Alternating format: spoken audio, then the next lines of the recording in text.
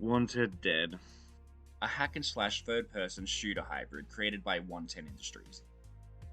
But perhaps it's better known as being made by some of the Ninja Gaiden and Dead or Alive team. Or maybe it's better known as being a little bit of a disappointment. The game launched earlier this year, and it's honestly just been kind of fascinating to observe, at least for myself. Not so much because I hate the game and find the train wreck amusing to watch, though that is kind of part of it. It's more so because I'm captivated by the game, since I feel it had a lot of potential that it really failed to live up to. And I'm not just talking about its role as a spiritual successor to Ninja Gaiden, because I think outside of that, there's still a lot of interesting stuff to talk about that's kind of being dismissed by both haters of the game and people that actually like it. Honestly, I've found that people that like this game are actually super fast to dismiss it as just being dumb fun that isn't trying that hard to be anything else. That it was never meant to be anything more than what it currently is. But is that really the case? I can't help but feel this game wanted to be more than what it currently is. That's at least how I feel when I look at all the marketing, developer commentaries, and the seemingly unfinished content within the game. There's just a lot of promise with this game, and I can't accept that it was never meant to be anything more than what it currently is. A lot went wrong here, which I intend to cover, but I think there's still a lot of good within this game that deserves to be talked about. Believe it or not, there really was potential here. Though before I get into all that, let me briefly confirm, I haven't played any Ninja Gaiden games yet. I know, I'm getting to them eventually. Honestly, the games kind of scare me, because I really like to platinum every hack and slash game I play, but I do intend to get to them eventually. I just haven't manned up enough. Additionally, I figured it might be nice to wait until I'm done with this video. There are a lot of Ninja Gaiden fans talking about the game and why it fails as a successor, so I figured maybe I'll offer my opinion as someone who isn't experienced with them, but still loves the genre. So please refrain from telling me what Ninja Gaiden does better, because I won't know.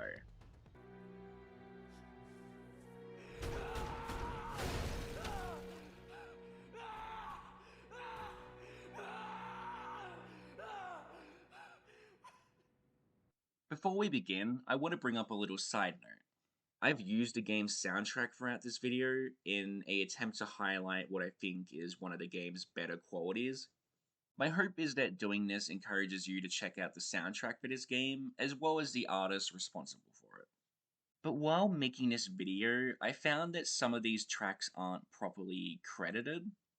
I don't know what the deal is, but I've searched everywhere for some of these songs and can't find anything suggesting who was behind them.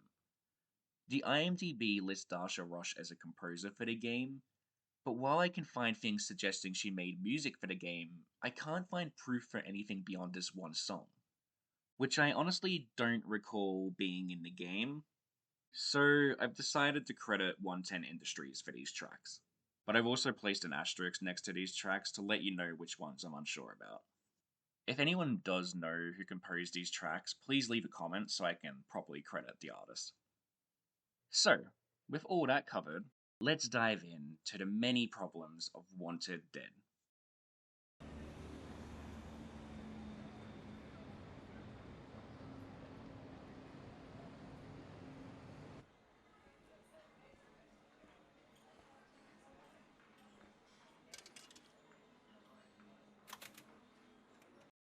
For this video, I kind of want to go through the many issues surrounding this game and talk about the good that is buried within these issues.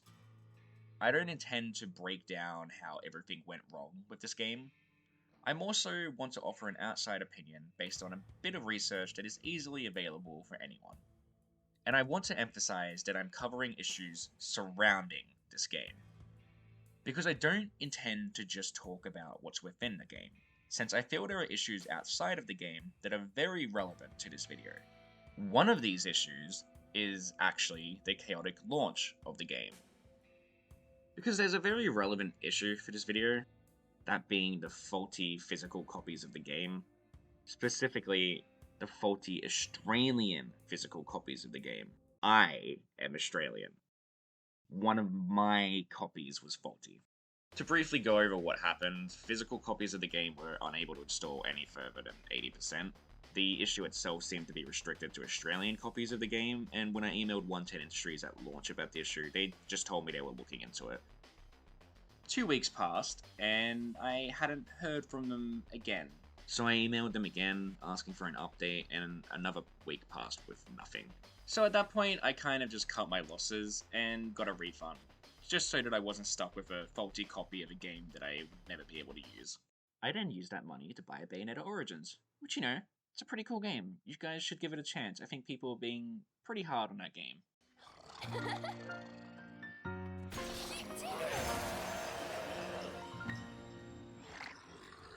Obviously, that's not how the story ends. 3 weeks after my last email, I got a response, with them apologizing for the delay and asking for details, as well as offering me a digital copy of the game. They even offered to send out a physical copy when the issue is resolved. Not being a cheapskate, I was just honest about the refund and told them to not worry about it, and left the conversation with me just giving the details of the error and wishing them the best.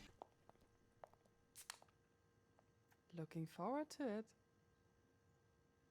But, to my surprise, they still sent me a digital code anyway.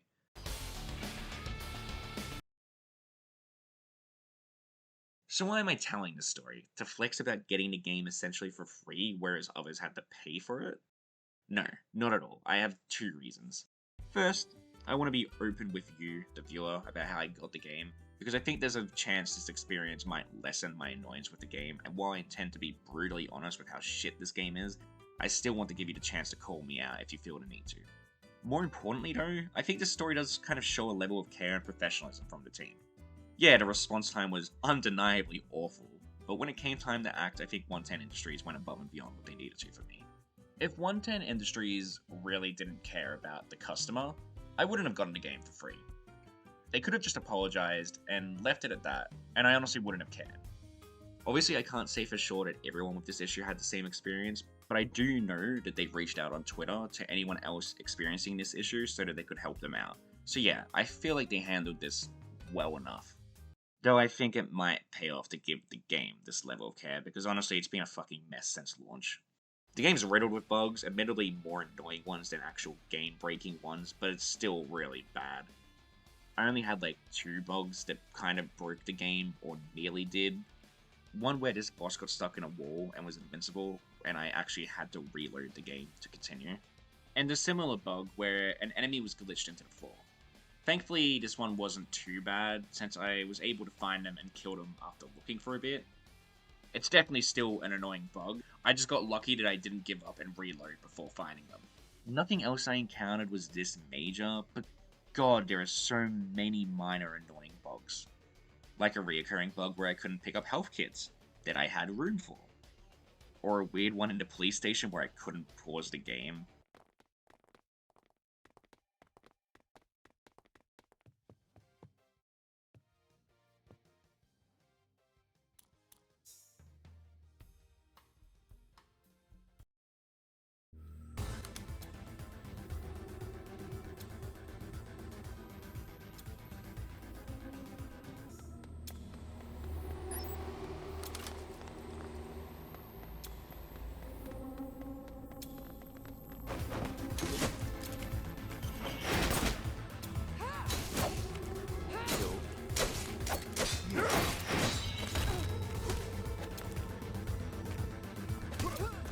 And while I can't really confirm this, it does really feel like some prompts in the river game just actually outright ignore your inputs.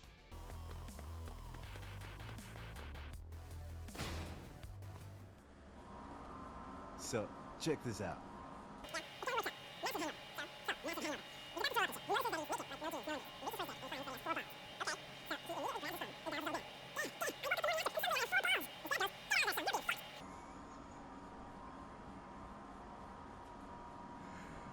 You're done?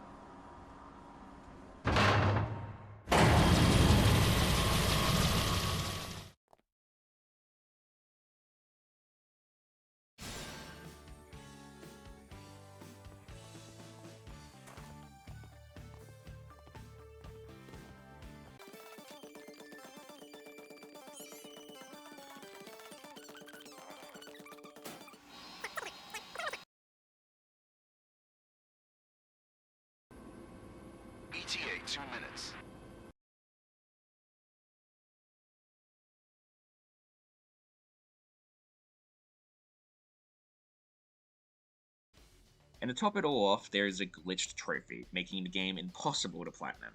It's a trophy for seeing every finisher, and honestly, I do wonder if it's just a matter of there being one really obscure kill we haven't seen yet. But the developers have never shut down this claim of the trophy being bugged and seem to acknowledge it as an issue to fix, so I'll just leave it as a glitch. And also, yeah, the game's performance is bad, like really bad. Frame rate can drop hard at times and the game crashes a lot. It's kind of funny, actually, because my first playthrough didn't have too many crashes, but repeat playthroughs, I was lucky to get through a level without one. Especially the first level. That one was really bad for some reason. On the distribution, and I heard that some suppliers weren't getting enough copies of the game. I can't really offer too much input here since I haven't seen too much confirmation on this, and also I feel like the reason it's hard to find copies in Australia would be more because of the faulty batch than anything else. Which, as I was actually making this video, I got curious about, because I only just realized that it's never really been mentioned again. But from looking online, it seems like people are still having issues with physical copies in Australia, which is kind of concerning. So yeah, the game's had a little bit of a rough start. I wouldn't really call it unplayable, because it kinda works. But man, it's rough, and it feels like you really need to fight the game to play it sometimes. Thankfully, 110 Industries have addressed this with their own developer apology.jpg. And condescending memes aside, I do think this was a solid response. It was actually this response where they reached out to people about the physical copies of the game, but they also acknowledged the state of the game and talked about how they planned to stick with the game until it was closer to what they originally envisioned. They also promised a patch focusing on bug fixes coming soon, but they also announced that they were working on a roadmap that would cover how they plan to rework the game going forward. Honestly, it was a solid response that was reassuring for anyone that did want the game to end here. So, excited for what's to come? We eagerly awaited the promised roadmap. Well, it only took a little under a year, but 110 Industries finally posted an update for the game. As of recording this, the promised patch is now live for both PC and consoles. Yes, I did take so long to finish this video that I had to change the punchline of the joke here. But honestly, that's fine. The reason I had to change the joke was only because 110 Industries finally came through for the fans, so I couldn't be happier. Well, that's what I want to say, but the patch is pretty disappointing. It's a pretty basic patch, with the most significant fix being for the Severance Pays achievement. Besides that, there's further stability fixes as well as a whopping 4 bug fixes.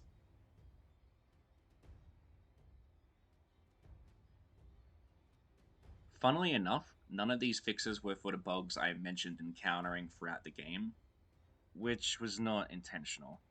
Everything I talked about was written into the video way before the patch was announced. And when I first saw the patch, I noticed that half the bug fixes were PC related, so I thought that it would be really funny if the patch drops for console and has less fixes. Which is what happened. Anyway, the main thing I want to talk about is the achievement fix, because I can't believe it took this long looking at the solution they provided. According to the fix, the achievement had 2 major issues preventing players from getting it. One problem was that some finishers were actually unseen up until now. And the other problem was that achievement progress did not carry across multiple saves and playthroughs. Fun fact about this game, you need to create a new save file to play the game on other difficulties. The only way you could play the game again on one save file is through New Game Plus. And if I'm remembering correctly, you only get to do one more playthrough, which means that you would need to get every finisher in the game in 2 playthroughs. There are a lot of finishers in this game. Even if some of these weren't bugged, it would be hard to get every finisher in the game across just 2 playthroughs, especially since there's no way to track them. It's wild to me that this is how it was programmed from the start, but it's even worse to think about how this took 10 months to fix. No matter how I look at it, this patch doesn't justify the 10 months it took to come out. It feels like something we should have gotten within the first month. The only explanation I can see for this taking so long is that they stalled on releasing it so that it could release closer to their next update, which will have new content in it. Which, based on their recent tweets, might actually be the case, which would be so disappointing. 110 Industries' first concern after the launch should have been fixing the game and getting it to a point they were proud of. They practically said as much themselves. So, if it turned out that instead of prioritizing that, they were considering how to implement new content and features into the game that is already a broken mess of content, yeah, that'd be a little annoying. Especially if the new content was part of the reason for the patch taking so long. And let me take it a step further. Imagine if said content turned out to be paid DLC. For now, I won't talk about this possibility since I hope they wouldn't consider doing this after everything we've been through the past year, but I will say that this would be beyond insulting if this did happen. Overall, I'm just underwhelmed. It's nice to finally have an update, and I'm glad that the achievement is fixed and that it looks like 110 do plan to stick with the game for now. But having to endure 10 months of basically nothing to get to this point is incredibly underwhelming, since I just don't think this was worth the wait.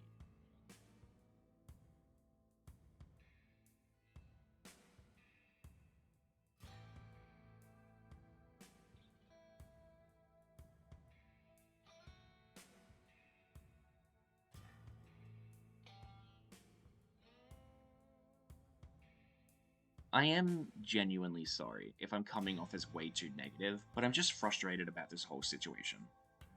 It's not even the fact that the patch is lacking that's so frustrating. And honestly, I don't think it's the time it took to get here that's annoying me either. I think it's the combination of both, as well as the fact that during this year of zero communication, the Twitter account was anything but quiet. Which I guess leads into the next topic.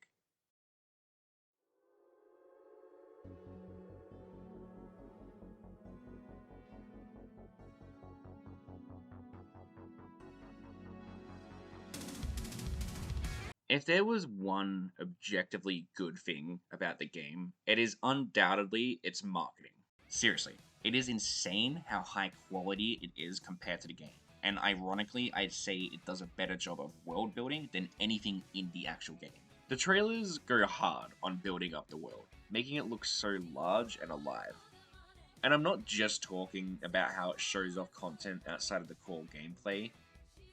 I'm more so impressed with what they do with the characters and how they make them feel like they're a part of the world outside of the main story. There are two characters that benefited greatly from all of this. The first, obviously, is Vivian.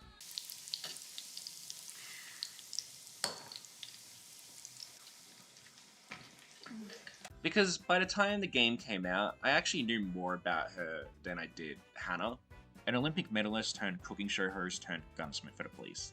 It's a really weird character concept, especially when you put her in a group of convicted war criminals, and the marketing really latched onto her. But it wasn't just something as simple as reposting her backstory everywhere, like they put in a lot more effort than that. Like actually filming episodes for a show, with Stephanie Justin playing her character on camera too. Sure, maybe it's just a series of like 5-minute long videos, but it's still a lot of effort to put into your marketing. And it's also just really cool character building for a member of the main cast. My problem with all of this is that it never comes up in the game. Aside from one document, I genuinely would never have gotten this from her character. The most I can say is that she's a bit awkward, she likes cats and guns, and is friends with Stone. I don't recall her being a medalist ever being brought up, much less shown off, and she never mentions the cooking show. Ever. Which is a shame, because I think there are super easy ways to implement this. For example, you could have her be the group chef, and maybe this could even lead into a minigame where Hannah cooks with Stephanie, and it can be a nice little character thing where you actually get to see them interacting with each other and being friends like they're meant to be. Though I guess that's just another rhythm game to throw in, which we'll get to in a bit. And if what I just proposed is too much, you could have at the very least just had these videos played in the background at some point in the game. Something as small as that would have at least made it feel like it exists within the game's world.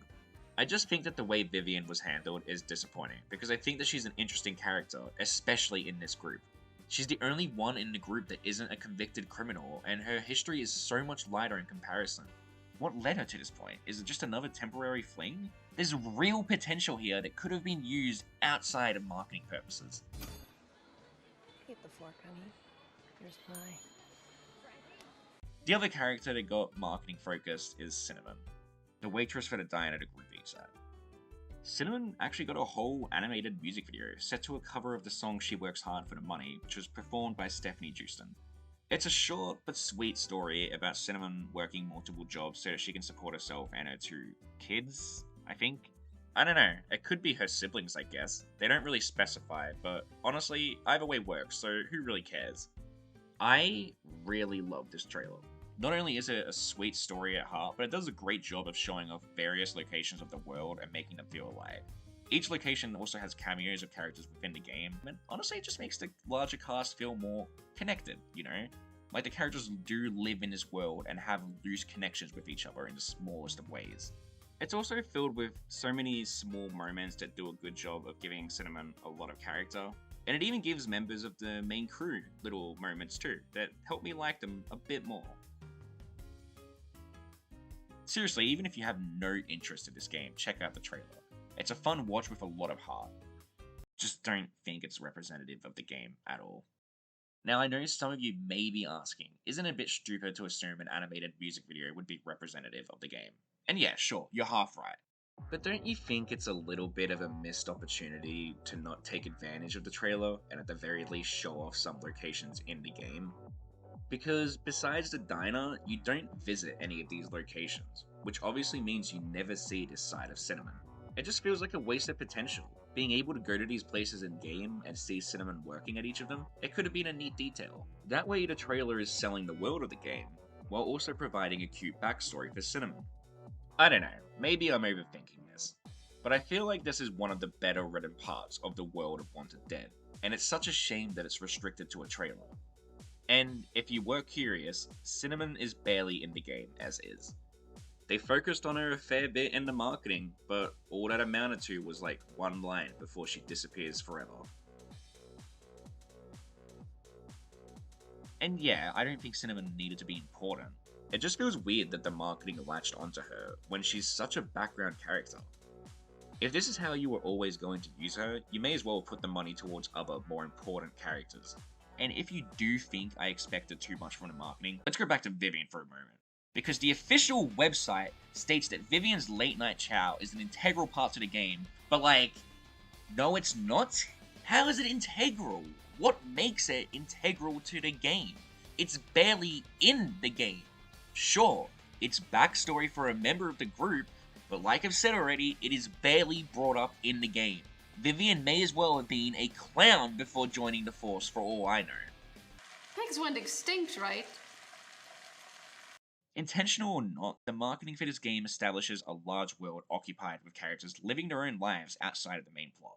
So obviously when the game launches and all this world building means nothing to the game, yeah, it's a little disappointing. I didn't need anything deep, but at least acknowledging some of this at the bare minimum would have been good. You chose to focus the marketing on all of this, so did it really mean nothing? All this, and I haven't even dived into how misleading the side content is. Yeah, sure, there's a karaoke minigame, but there's only one song. Sure, there is a ramen minigame with multiple songs, but there is no variety between them outside of some being less of a pain in the ass to perfect. And even then, they still go on for way too long.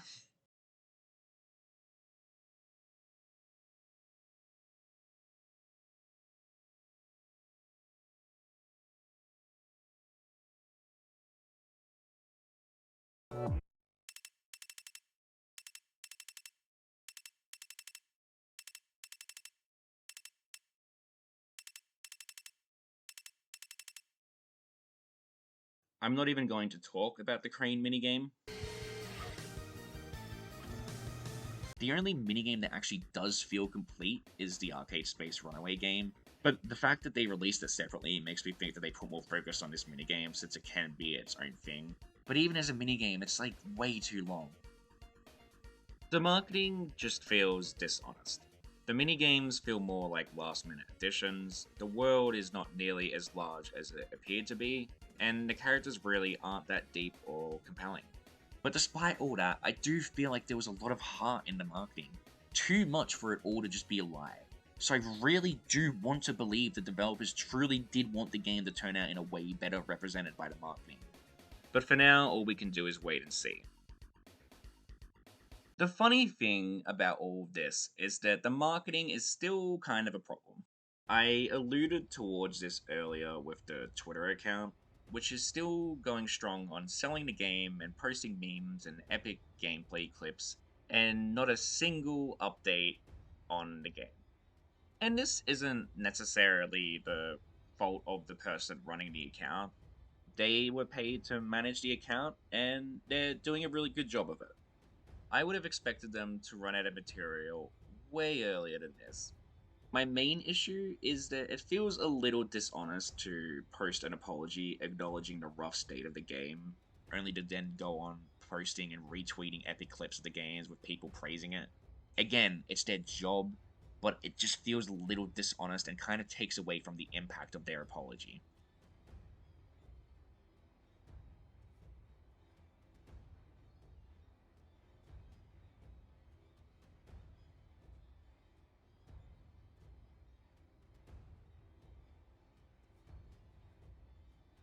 And honestly, while we're on the topic of epic gameplay, here's a hot take.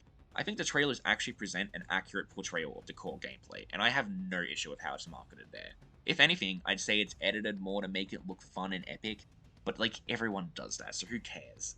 Point is, I don't think it's dishonest, but that doesn't mean there aren't problems with the gameplay, which, yeah, I guess now's a good time to jump right into that.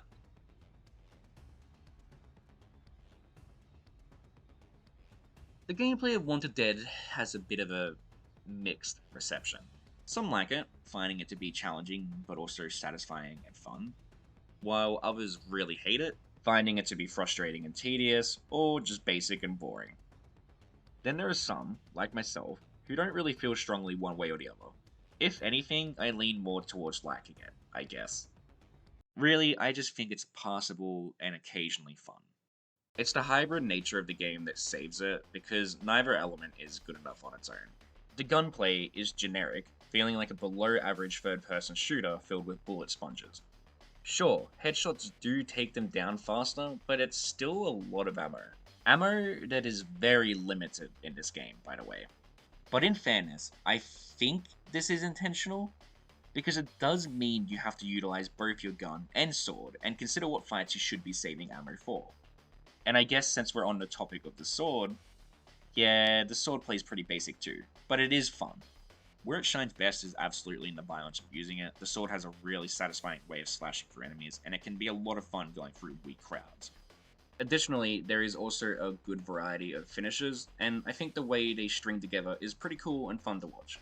But that's it really, it's just kind of cool visually, and there's really no depth to this hack and slash component of the game. There's not a whole lot to your moveset, with there only being 3 combos in the game, which you start with. Additional moves you can buy either increase these combos by 1 input, or give you a basic 1 button attack that you will likely never use. The only worthwhile skills are the parry related ones, and they don't offer much variety either. And there isn't much variety of strategy when it comes to fighting enemies either. You just parry and attack until you win, or unload on them if you get the chance. I don't really know where I should bring this up, and honestly, I've been debating if I actually should bring it up, but I do have a small issue with the parry system. This issue is tied into something people have latched onto as being intentional, and I don't want to start any arguments, but I really don't think it was. What I'm talking about is the guard cancel, or more specifically for me, the gun cancel. Simply put, this feature lets you cancel any attack or dash with a guard or a gunshot, and allows you to reset the input, letting you string together longer combos or dash more frequently. Some people think this is intended, but I don't think so, because it kind of breaks the game. The major problem, for me, is that outside of attacks and dashing, you can also cancel your block. To explain why this is an issue, let me talk about unblockable attacks for a moment.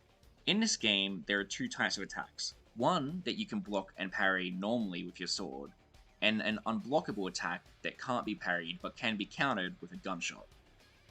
At first, I thought this was neat, because it forces you to pay attention to enemy attacks rather than just blindly parrying. But as I'm sure many of you have figured out by now, the moment I realized I could cancel out of my block with a gunshot, any tension towards unblockable attacks was completely destroyed. Now, before anyone says it, I don't think that this is an intended exploit the players were meant to find on their own. Why, you may ask? Well, not only does it trivialize an important element to the game, it's really not that hard to figure out.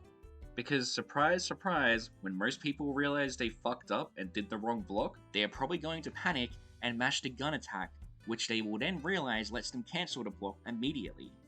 I just don't think it's intentional. Much like how I don't think inertia was completely intentional for DMC4. And just like with inertia, I don't think that makes it automatically bad. It's kind of a cool exploit, and I wouldn't mind it staying, just not at the cost of the parry system. Something that I think the developers would agree is important to the game. But that's all I really wanted to say on that, so let's move on. I'd argue that both elements of the game on their own aren't that great, but putting them together makes it a bit more fun, since you can get punished for only relying on one side.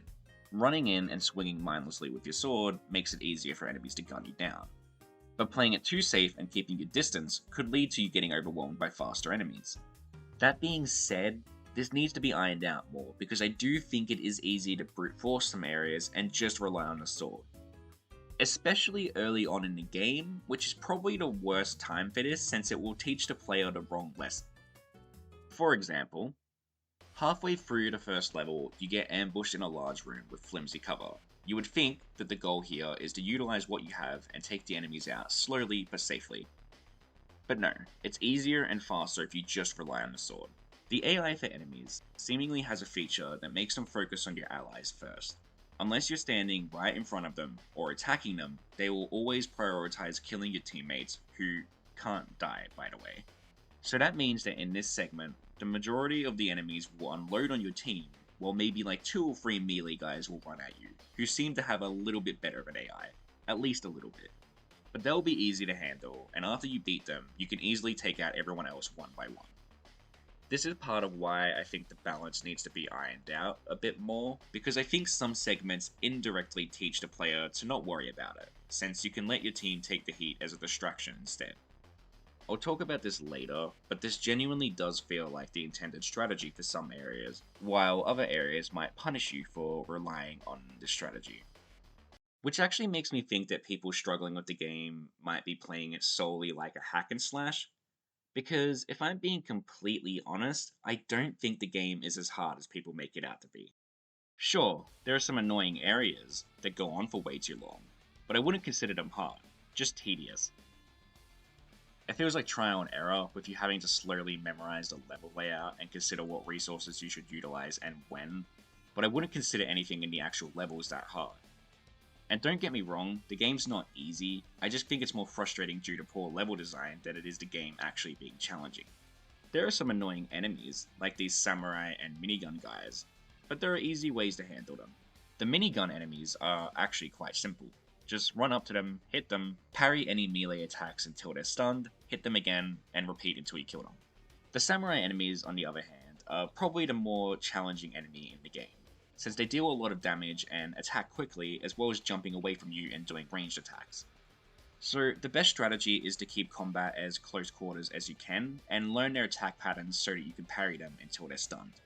And I have a feeling this is probably where people die the most, because parrying an enemy doesn't automatically stun them. Some enemies take a few parries before they get stunned.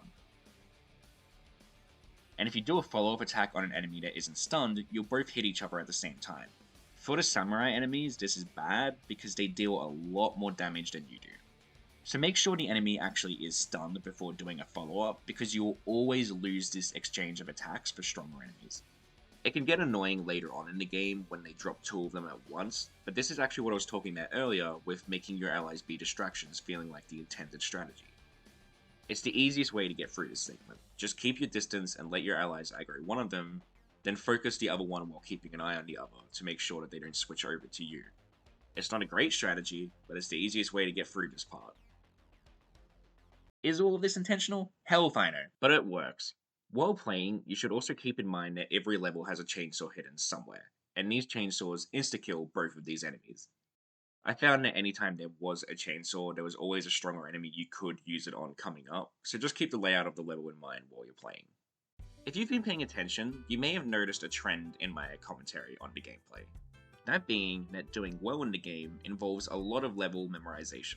The most fun I had with this game was learning enemy and weapon placement, and considering how to best utilize everything to get through each scenario.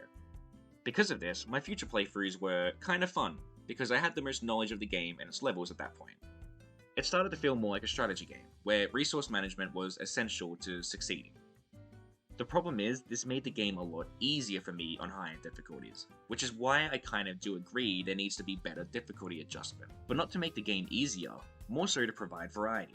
Because as it is, the only noticeable change is on Japanese hard, but not because it's more challenging, it's because of how your healing is adjusted. Instead of being able to heal back recent damage for attacks or finishes, now you can only heal using medkits. This changes the game, like, slightly, but really I didn't notice anything else in terms of difficulty. Enemy placements seemed to be the same, chainsaws were still in the same spots, attack patterns were identical. I didn't feel like I lost more health from attacks. And I don't believe the game when it says that fewer medkits drop on harder difficulties. It actually felt like more dropped, if anything.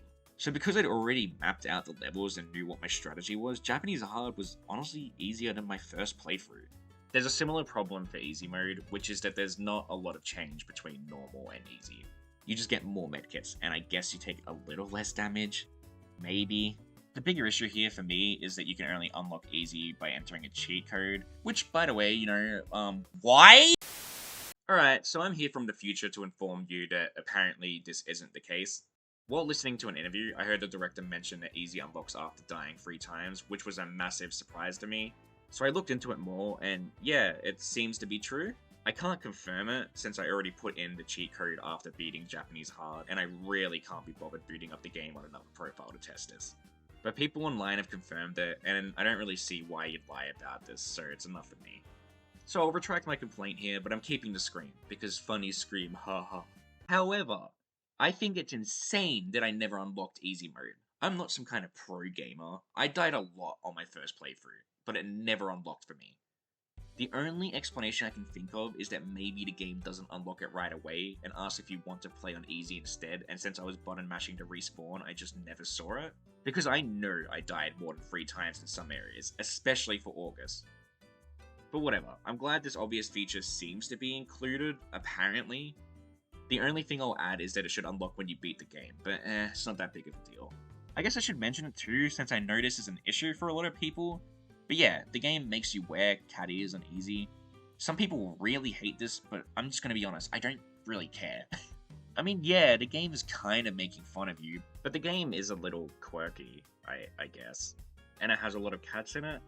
But like, more importantly, who cares? They're cat ears. Is it really that big of a deal? You can barely even see them in the game. I don't know. I just really can't bring myself to care about this one. I'm sorry if you are really offended by this, but I just don't care. So to sum up, yeah, I'm pretty neutral towards the gameplay. I think it works, and can have my own kind of fun with it, but I still think it needs more. I think they should have leaned more into the strategy element I mentioned, where learning the map is where a lot of the difficulty comes in for the game, since that's where I had the most fun with the game. Adjusting enemy layouts as well as weapon placements on harder difficulty would honestly have gone far to make the game more fun. And yeah, I think implementing a ranking system that ranks your performance based on how well you utilize the map and how fast you got through it would be cool too, because it would encourage you to play like this more. However, if you're going to do that, please implement a level select, which, yeah, the game does not have one. Take that as you will. So yeah, I think the gameplay's fine, it just needs more polish. But there are still bigger problems I've kind of just glossed over, such as the lack of content. There are 5 levels in the game, with each level being around an hour and a half each. Your first playthrough might be a bit longer because you'll be learning the game and the level layout, but I think that ultimately each level has around an hour's worth of content at best. For reference, I have about 33 hours on this game, and the game itself has this listed as the time I spent for each playthrough.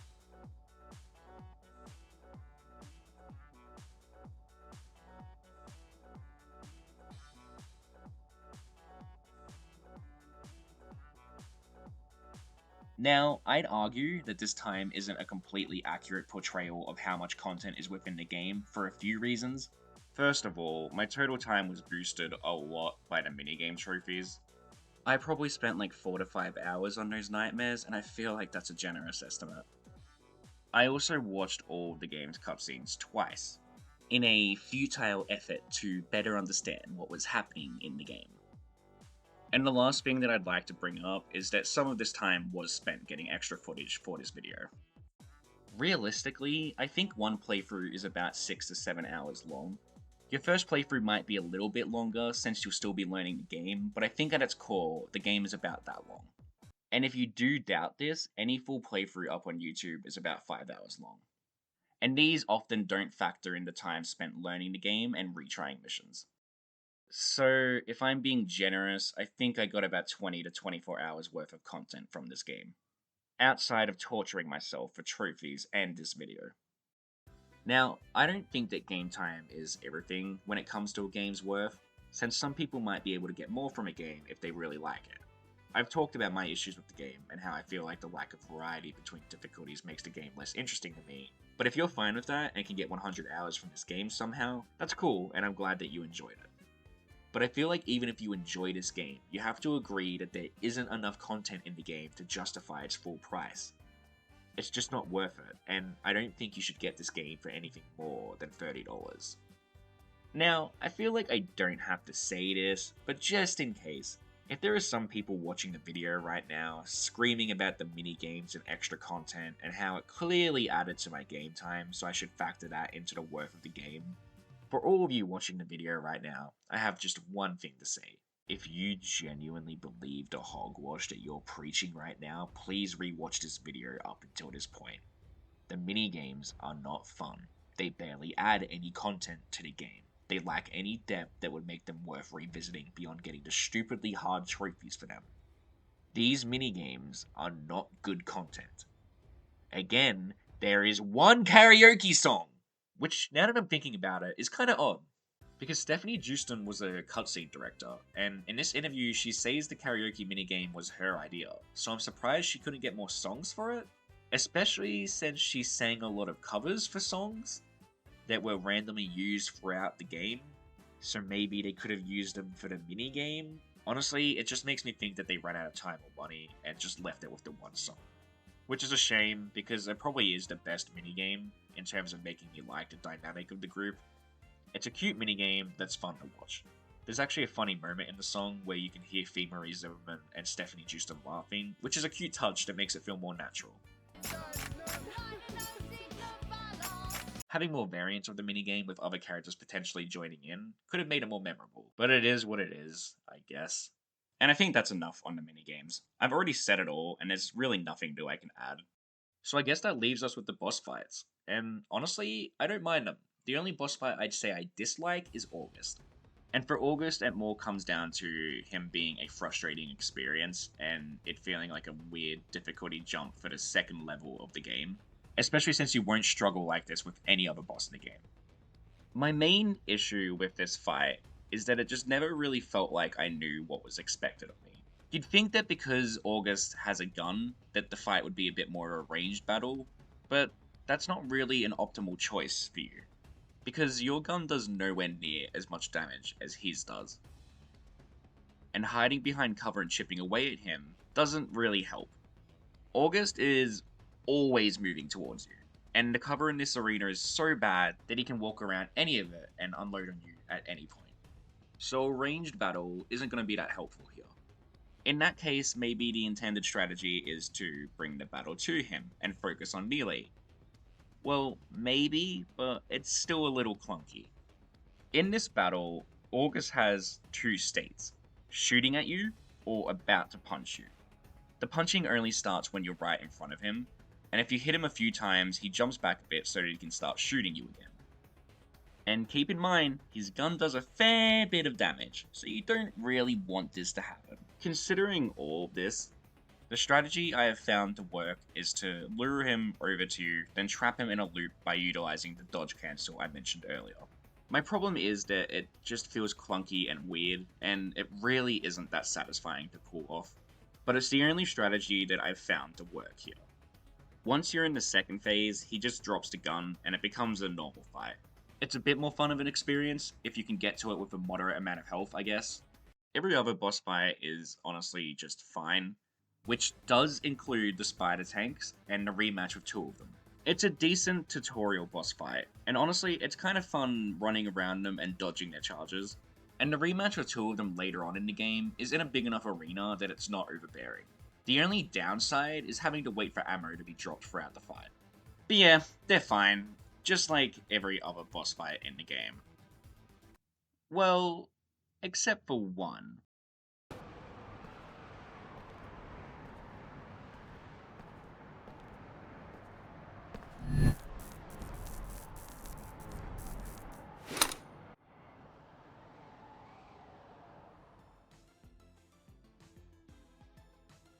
The rival match, a staple boss fight for any hack and slash.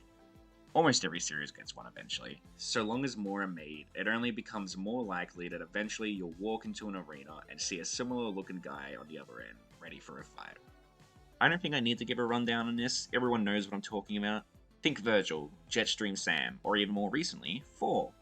It's the fight archetype everyone loves because when done right, they're a test of everything you've learned that pushes you to utilize your own toolset to its full capacity. So why Kolchak? Those experienced with the game might instead point towards August or Richter, but I disagree. Those boss fights might mirror elements of you, but they don't fully mirror your toolset, nor do they push you to fully utilize your own. I feel like I've already kind of pointed this out for August. Using your gun isn't really advantageous here, and he relies on the gun more than melee for the first phase before dropping it entirely, so I'd argue he doesn't quite fit into the rival archetype. That being said, I could see a more fleshed out version of this game having him fit into the archetype, since his character does give the vibe of being a repeat boss fight. If the game had more levels, I could totally see him being a reoccurring boss fight that grows throughout the game and becomes a true test of skill by the end of it. But as it is, he just doesn't fit. The same for Richter, it's just a sword fight. He doesn't mirror your toolset beyond having a sword, it's just meant to be a cool final confrontation to finish off the game. So yeah, I don't think either boss fight fits into this archetype, whereas Kolchak is a much better fit. For starters, she actually utilizes a mixture of ranged and close combat throughout the fight, making her the boss fight that best mirrors Hannah's toolset. The only tool she has that you don't is her invisibility cloak, but I don't think this detracts from the fight at all. Honestly, it enhances it for me. Which is actually funny to say because I'm not that big a fan of invisible enemies or boss fights in these type of games. I feel like it always kind of falls into similar pitfalls, like the invisibility being used to teleport when you've dealt enough damage, just to make the fight longer, like Perseus in God of War 2. Or, more recently, the Prowler in Miles Morales. Or just outright halting the flow of the fight to become a glorified game of hide and seek, like the Burst in Fury. I don't really hate any of these boss fights, though I do think the Prowler is definitely the worst example here. I'm just not big on this trope. It's nothing game ruining, if anything it's an eye roll moment whenever they show up. But, I think Kolchak is a really good example of this trope. Honestly, I'd go so far as to say she's one of the best examples. So let's halt the negativity for a moment and talk about why I like this boss fight so much. Welcome to the worst day of your life. The first thing I want to point out is that Kolchak doesn't turn completely invisible. Whenever Kolchak moves while invisible, there is a slight blur, so if you're paying attention, you can keep track of her. Additionally, because it's raining, you can follow her by tracking the splashes of water as she moves around you, something that the Perseus fight utilized with its pool setting. All of this lets you follow her movement, and by doing this, you'll realize she never once teleports or disappears entirely.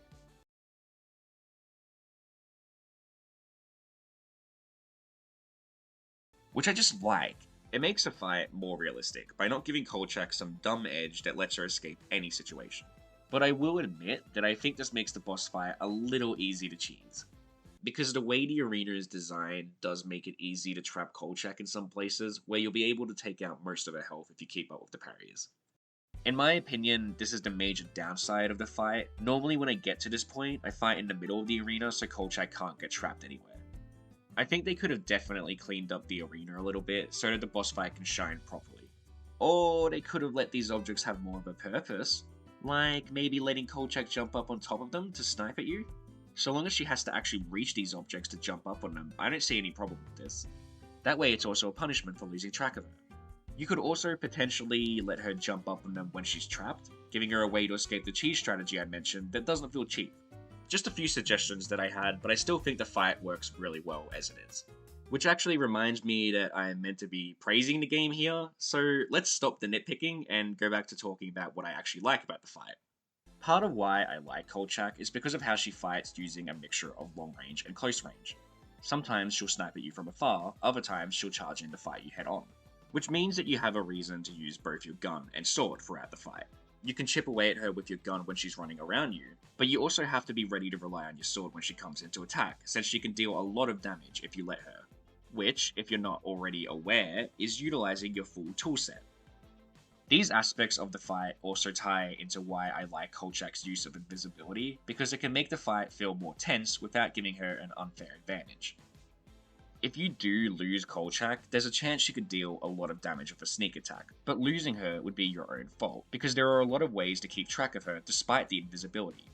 The simple reason as to why Kolchak is so great is because her invisibility isn't a gimmick, it genuinely feels like a part of her toolset, and they play around with it really well. Like, there's a cool moment halfway through the fight where the cloak gets damaged so she can't turn invisible. So she relies on close range combat entirely until the cloak fixes itself and she returns to a mixture of close range and long range.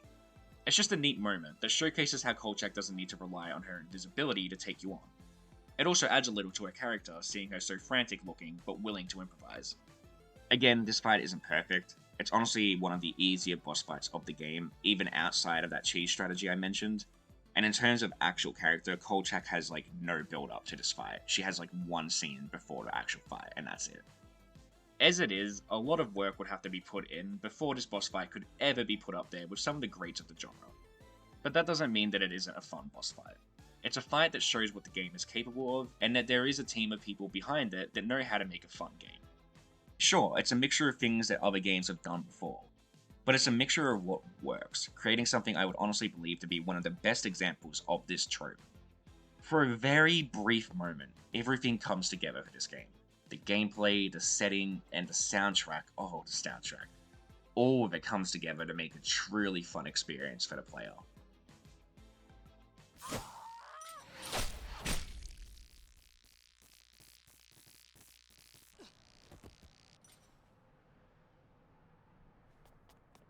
Well, that was a nice detour. Let's go back to talking about how the game sucks. Seem to be very hostile today, Hannah. Shut the hell up, all of you!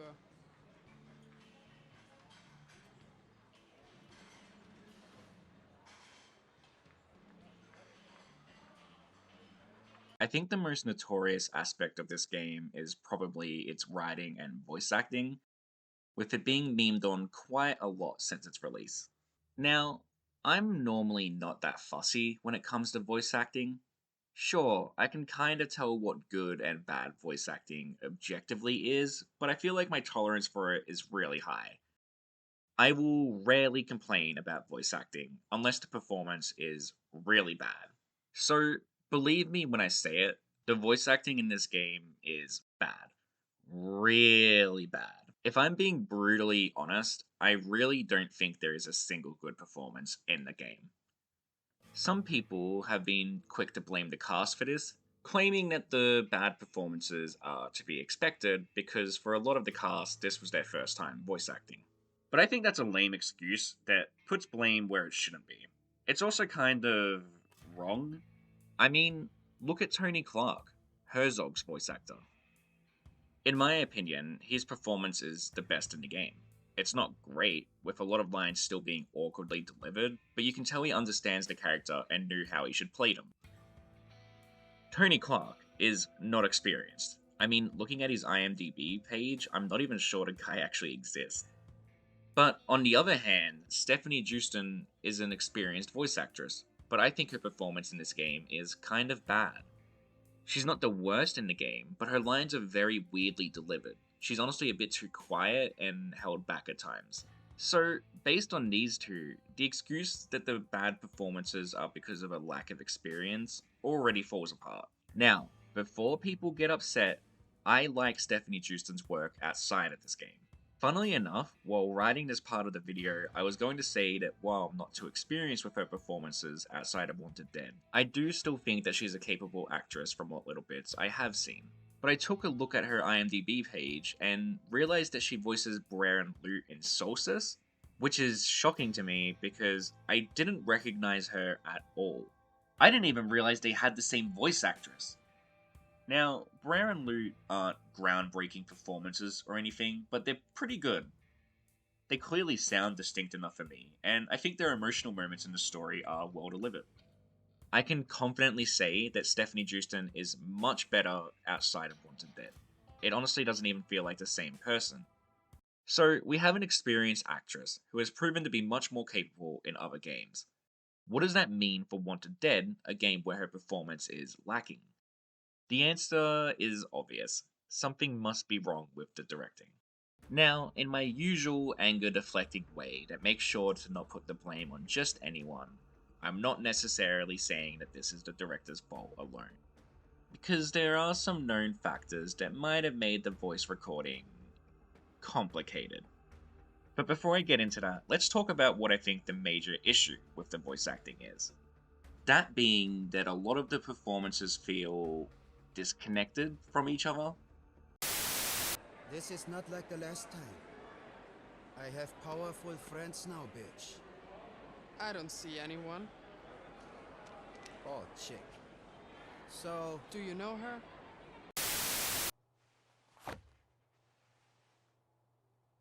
What's this?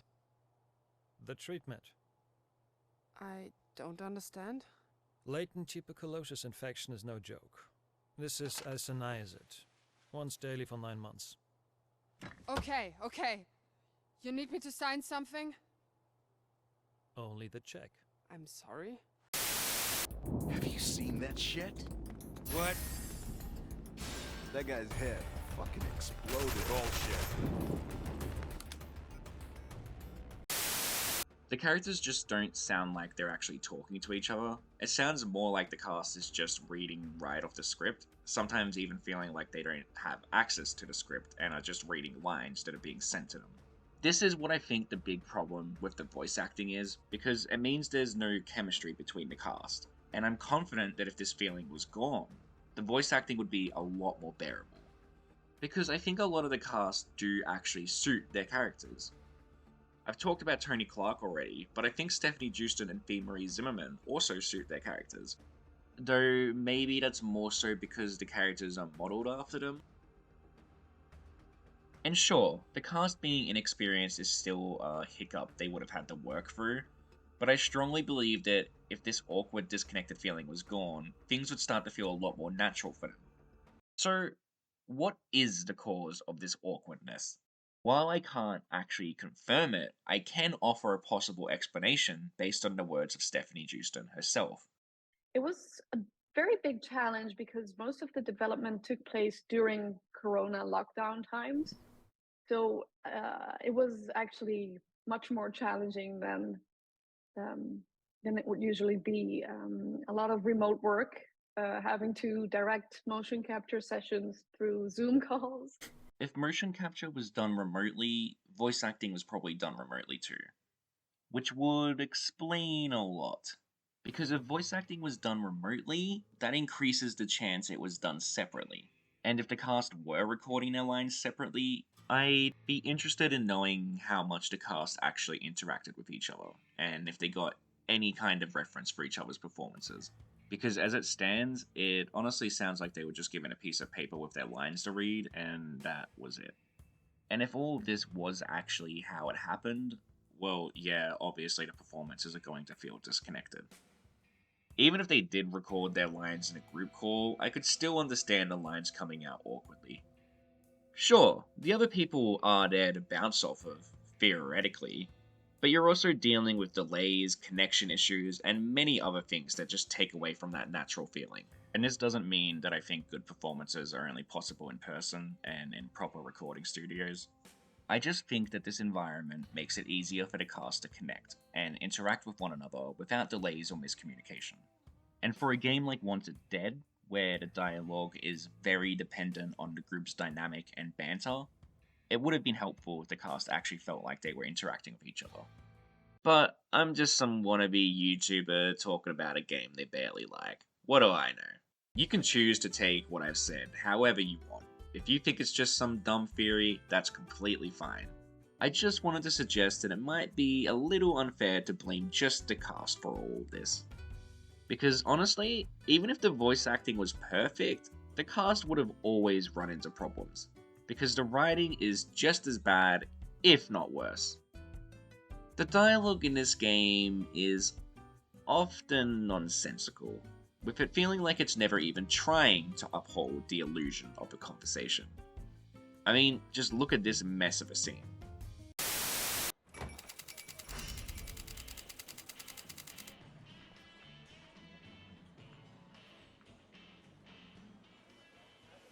Hey, Hey, yourself. You want something? My treat. how's your drink? Tastes like regret. Stone, you sure don't want a slice of that bacon? Spare me the sin of making you lose weight. You think you can ask Madame Wong if she has a thing for me? Like, you know, girl talk? I think that seat is taken. We didn't come in here together. Who?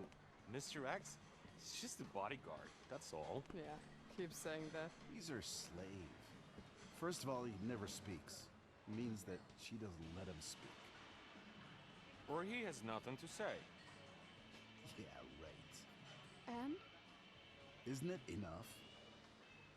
Jesus, would you please stop? I'm genuinely interested in Kolchak's theory. I genuinely don't give a fuck. He's just following her like a dog. He doesn't speak and he never makes eye contact. In Herzog's world, women get pregnant by entering the men's room. Biologically, it requires more than that.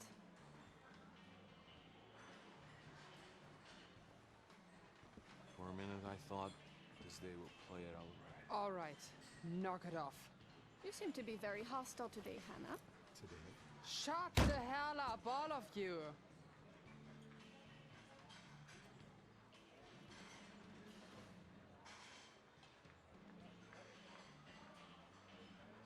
I think I'll have a shake.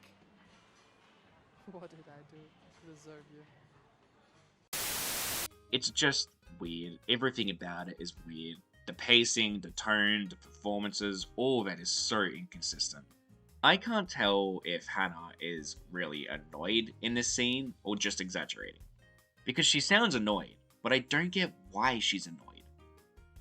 And if she is annoyed, why does the scene end somewhat lightheartedly with it leading into the karaoke minigame? And this isn't just a problem with the dialogue, oh no, the writing for the story is just as bad. It's confusing to follow and feels like you really have to reach far to scrabble some kind of coherent story together. Which, you know, probably wasn't helped by the constant feeling I had throughout the game that there was cut content.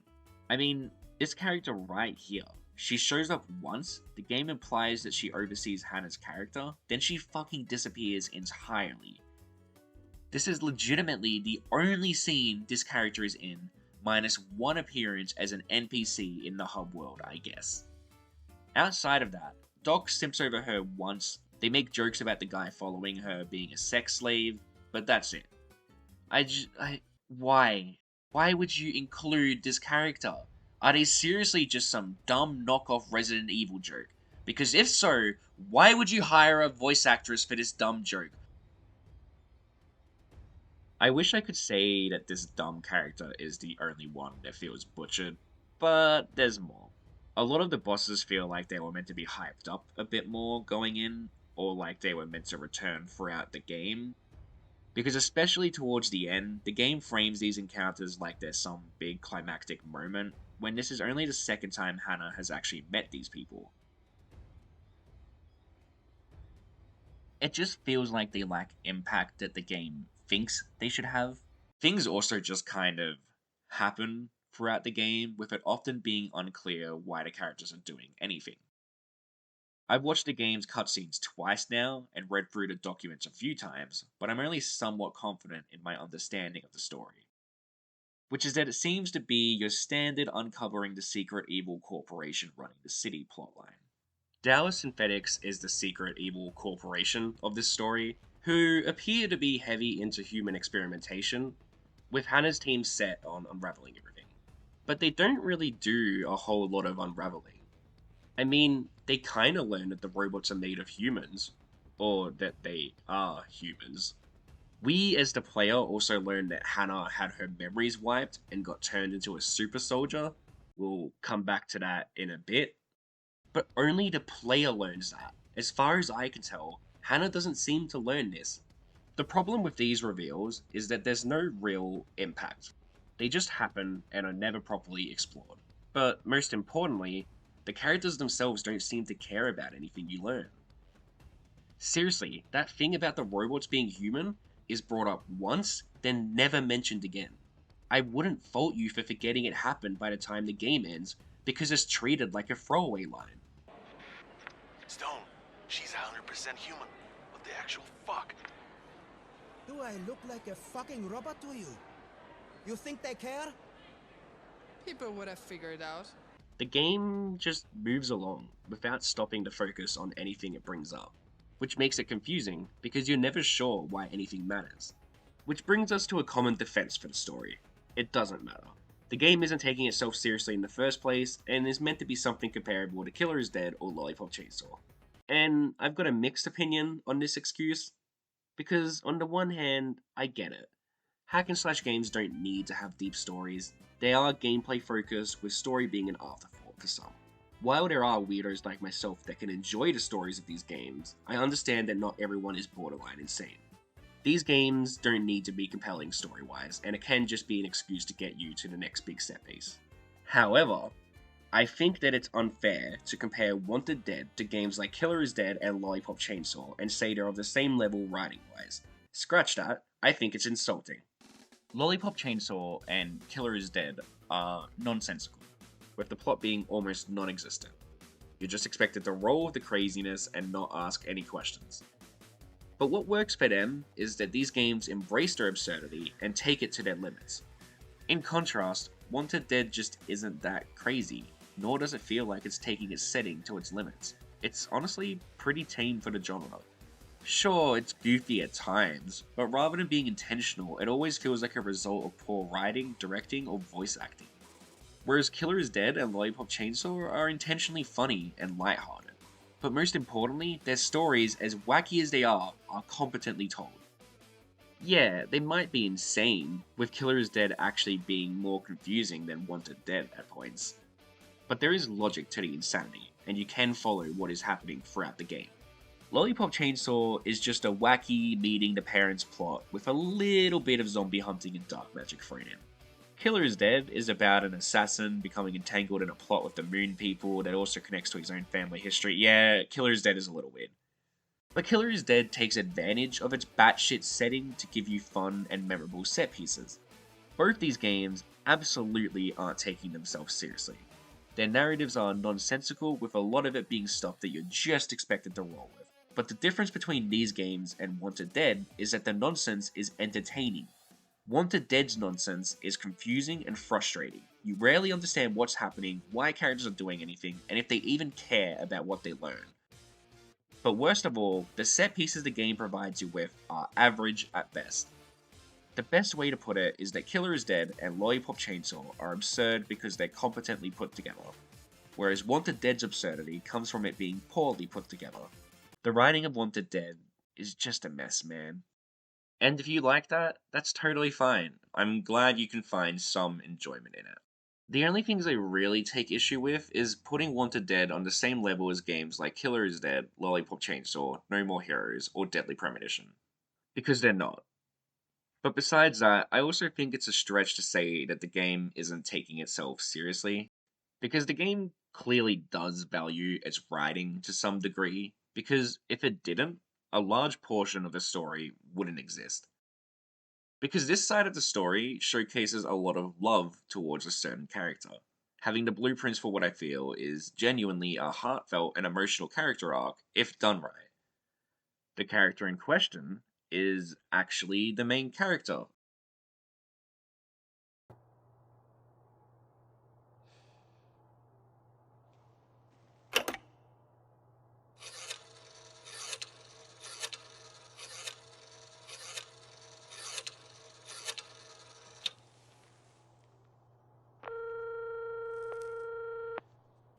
Hannah Stone is a good character, or at least the idea for her and the journey she would have gone through is a good character concept.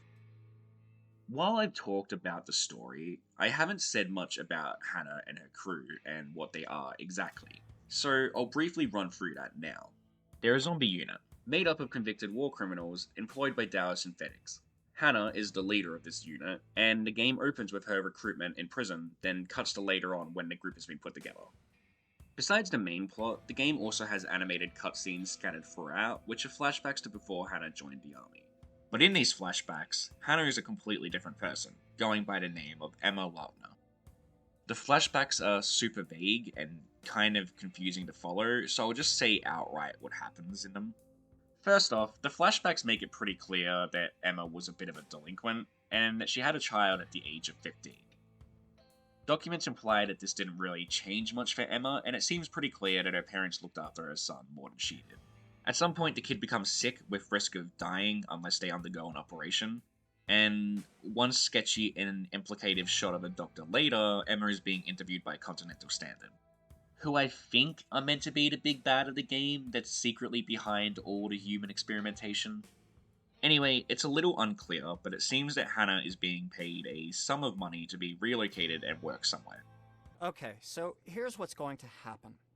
Continental Standard will pay for your kid's treatment. Family values are very important to us.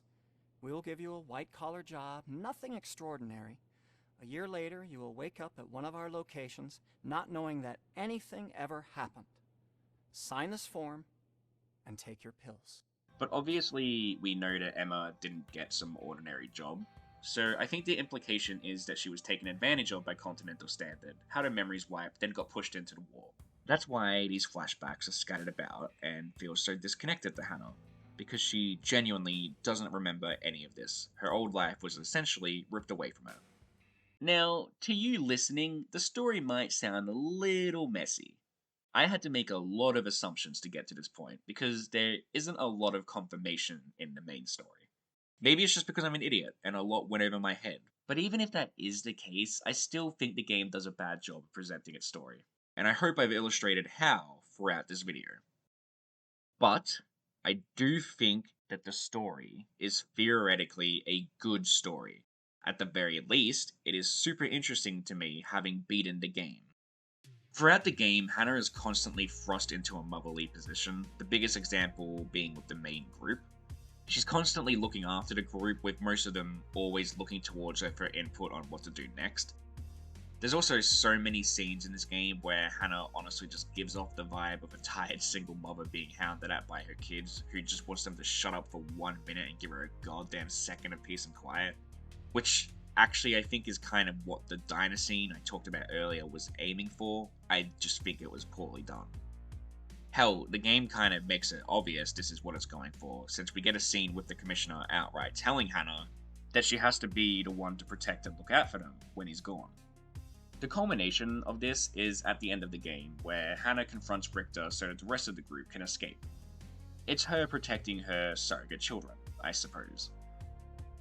But even outside of the group, there are more examples of Hannah playing the motherly role, like the flashback at the start of the game where Hannah walks in on a crime scene and finds a kid on their own. So she sits down with them until help arrives, doing her best to comfort him in her own awkward Hannah way. She also regularly donates money to an orphanage, and the ending implies that she frequently calls in to talk to one of the kids in particular, and it's this scene where it hits me most how much missed potential this character had. So let's break it down. The scene begins with Hannah in a hotel room, readying herself for battle while a group of special forces storm the building intending to apprehend her, or kill her. While she prepares herself for battle, Hannah also calls the orphanage she donates to talk to one of the children. But before getting to them, one of the workers at the orphanage chastises Hannah, claiming that she is giving them hope for something that won't happen. That obviously being Hannah adopting. To add context to this scene, the game never confirms who the kid is. It's definitely not her actual child, and while I initially thought it was the child from earlier in the game, there is no confirmation. Which is fine by me, because I feel like the scene is meant to be a climax for Hannah's motherly role throughout the game, with the child very clearly just meant to be representative of the lingering regrets Emma has towards her own son. Emma was a problem child, and it doesn't seem like she snapped out of it until it was too late. Her last and potentially first real act as a mother was to basically sell herself to a shady organization so that her son's treatment could be paid for. And while I'm sure Emma doesn't regret doing this, I'm sure she wishes she had done things differently. And this scene lets Hannah fulfill that wish for her. There's so many things going on right now. Oh, there's a new girl in our class. I think she likes me. What's her name? Her name's Olga. She's kinda sweet. I also failed a math test last week, but it's okay. I don't bother much about it. Which ultimately was something as simple as just talking to her son and listening to what they did that day.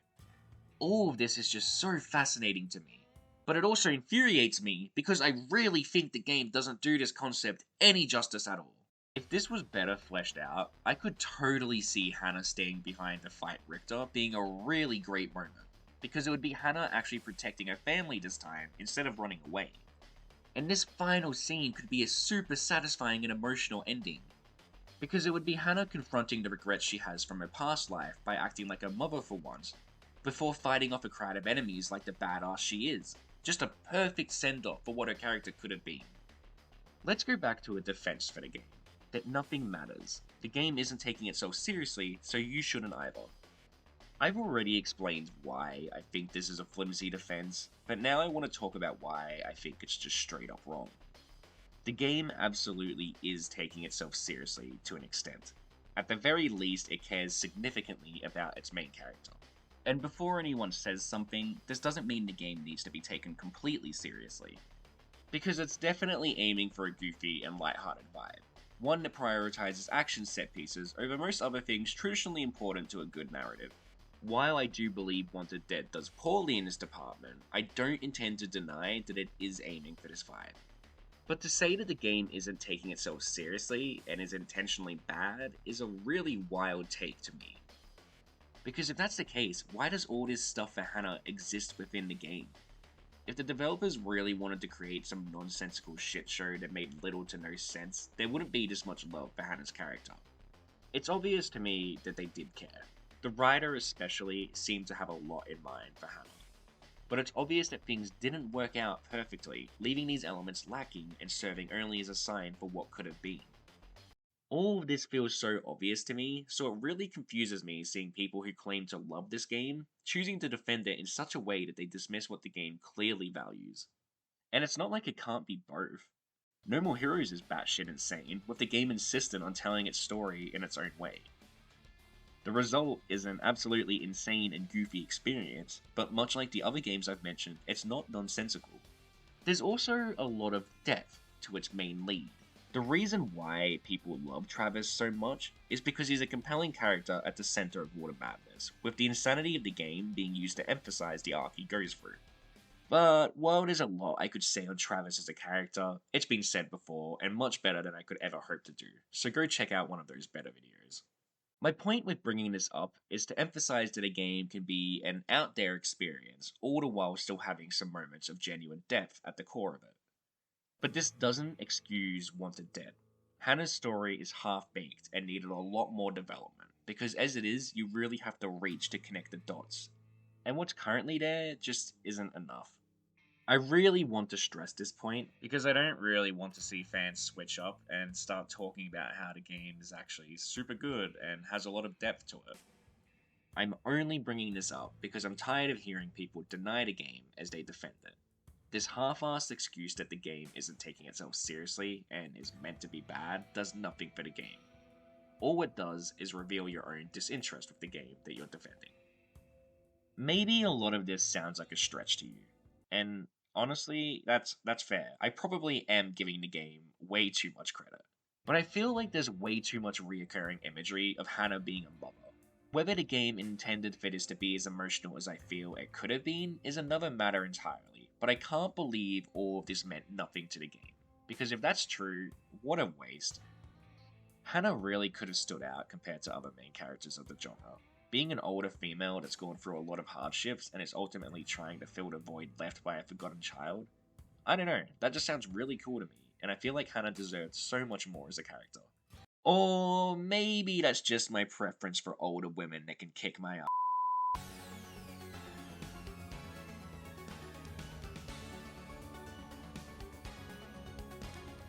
So what's the point of all this? I obviously don't love the game, since I've illustrated quite clearly how frustrating and unsatisfying I find it to be, but I'd hope by now it's clear that I don't hate it either. I really am just stuck in the middle. I see why people hate it, but I also get why people like it, potentially seeing more in it than some of its diehard fans do. And honestly, that's what led me to making this video. Watching those fans blindly defend the game and its flaws just got tiring. The game isn't intentionally bad. The problems currently plaguing the game aren't some cute quirk the developers intentionally left in. They didn't make the game bad on purpose, which I guess leads to the final point I want to bring up for this video. The developers have described Wanted Dead as being a love letter to the 6th generation of video game consoles, which some fans have latched onto. Their argument being that the game's worser qualities like the voice acting, writing, and overall goofiness is a way of honoring this generation. Which, no, that's so wrong, it's not even funny. If you genuinely believe this, I have one question for you. Do you really hate this generation of games that much? Because I think they're way better than what's being suggested here, and I think 110 Industries would agree with me. This generation was just so fresh and exciting, with so many fun and unique concepts being pushed forward. Which I will admit, I think this feeling is partly caused by the gaming industry still being relatively new at the time. Obviously, there were generations before this one, with plenty of great titles released during those periods, but gaming was still kind of a new concept, with a lot of growing to do. And I'm not suggesting that this generation is gaming at its full potential, but the new hardware was a significant step forward at the time, opening the doors to new possibilities for what could be done in the gaming world. As a result, we got a lot of games that just felt different to what we had before. Games with grander scopes and more creative ideas because it was now possible to attain them.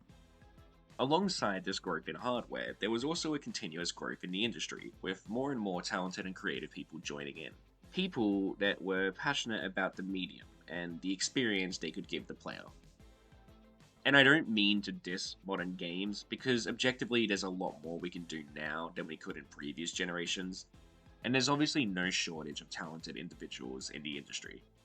I just want to emphasize how new this all felt back then, so that you can understand why I feel like this generation was so beloved, because it was a significant step forward in an industry that was only just getting started. But more importantly, for the subject of this video, it helps that these games were competently put together. Much better than Wanted Dead is. Sticking to the hack and slash genre alone, games like Devil May Cry and Onimusha were not this poorly put together. And I mean this with regards to both gameplay and story. Yes, Devil May Cry and Onimusha are goofy games. At their worst, they were super campy, embracing their wackiness to create an entertaining story for the player. And for some people, this might be too much to bear at times, which is completely fine. But regardless of how you feel about the tone, these stories were coherent. You could understand what was happening in them, and they provided you with a memorable cast as well as fun boss fights and set pieces. But when the stories were at their best, they were genuinely great. A lot of fans really love the narrative of Devil May Cry 3, not because it's serviceable, but because it's a great and emotional story with compelling characters. And I know Onimusha isn't as popular nowadays, but god damn it, I still love the characters and the adventures I went on with them. And honestly, I'm not a big fan of the original God of War games and their narrative decisions, but I still think that the story of those games is better put together than Wanted Dead is. The same can be said for gameplay. I still enjoy playing these games. I don't think they've aged as poorly as some people would make you believe, and I know I'm not the only one that feels this way. Devil May Cry 3 has so much gameplay variety, with all of Dante's weapons being fun to explore, and the game itself introducing elements that would be core to the series going forward. Onimusha's Isen feature is, in my opinion, the most satisfying parry system for any hack and slash. I genuinely believe that there isn't a game that comes close to topping how satisfying it is to pull off. And again, issues I have with the games aside, there's a reason why the Blades of Chaos are so iconic in the gaming world, because they're fun to play with. Just like these games, they're still fun to play with their influence still felt today. Any action game director worth anything will tell you how important these games are. They set the stage for the genre. The games we play nowadays are only possible because of the growth we made during this era of gaming. An era filled with unforgettable experiences, characters, and stories that a lot of us still cherish to this day. Maybe to some of you these games seem dated, and that's totally fine. I completely understand preferring modern games, and I would never shame someone for preferring Devil May Cry 5 over Devil May Cry 3. But acting like these games were always bad is such an over-exaggeration, and I really hate the recent trend of old automatically equals bad. It's so disrespectful towards the efforts of the people behind this generation. They didn't pour their hearts into these games just to be compared to some half-finished mess of a game a few generations later. They deserve better than that. And honestly, I think Wanted Dead understands this, because it does genuinely come close to feeling like a true love letter to this era. It's a game with a lot of love poured into it. Love for its world, characters, gameplay, and most importantly, the genre. And Wanted Dead does want to do things its own way. It does feel like the game wants to give the player a unique experience outside of being a broken mess, but it can't because, well, it's a broken mess. And it's kind of wild that I need to say this, but Wanted Dead isn't a broken mess on purpose. It's obvious that the developers wanted more from the game, which is why it's annoying that people are so eager to dismiss the game and use some lame-ass excuse about how its flaws are intentional because games of this era were all bad. Saying crap like that is not only a disservice to the games of that generation, but a disservice to the game that you're defending. My main concern with this excuse is that it'll end up ruining the game. What if the developers take this excuse to heart and start to think it's fine if they slack, if they never reach this vision they seemingly had for the game at one point? I think that'd be a real shame, and I don't want the game's story to end that way. But honestly, I don't know what to expect from 110 Industries going forward, and I'm not even sure what they should do. The patch leaves a lot to be desired while promising future content, and as I've said before, I'm worried about what this content will look like. I can't see myself being happy with paid DLC, especially since Hi-Fi Rush, Solstice, God of War, and even Sonic Frontiers had free updates with new content in the past year. At this point, any paid DLC is just going to look bad. My preference would be them fixing the game first, and after that they start considering enhancing or expanding upon it. But as I said earlier, recent behavior has me suspecting they tried to do both at the same time. I'll be honest, I don't have complete faith in 110 Industries turning this around, but I refuse to believe that they don't care about the game. There's too much here showing otherwise. And because of that, I'll stick around and see what they do. And I mean, looking at the genre, it's not like anyone starts off perfectly. Unless you're Hi-Fi Rush. I've mentioned Solstice a few times now, which I think is a great example of this. When I first played it, I had fun with it, but it was super rough around the edges, and I heard it was even worse at launch. But the developers have stuck with the game, improving upon it over time. It's actually really nice looking through their patch notes, because you can see how they've taken in all the feedback they've received. It's this commitment to the game that has me interested in a potential sequel, because I know they care. So I'd like for 110 Industries to take a page from their book and focus on where they went wrong first before trying to sell us on new content. It should be obvious by now, but I want to reconfirm it as I close out the video. I don't hate Wanted Dead. This isn't a call-out video showing how it's the worst game of the year, because that's definitely not the case. If anything, it's a call-out video on the fans rapidly defending the game, and acting like its many flaws are some cute intentional quirks. The game isn't intentionally bad. It isn't some meta joke about the quality of the games of a past era. It's a game that holds a lot of love for said era, but launched in a very rough state. Despite that, I still see a lot of potential within the game, and if possible, I'd like to see that potential reached. But the only way that can happen is if we acknowledge what the game is. The recent update has kind of ended this video on a sour note since it leaves a lot to be desired, but I still have the faintest bit of hope for 110 Industries. Hope that they can turn this train wreck around, instead of letting it become some distant memory of a mediocre game where the developers refuse to acknowledge the many problems it had.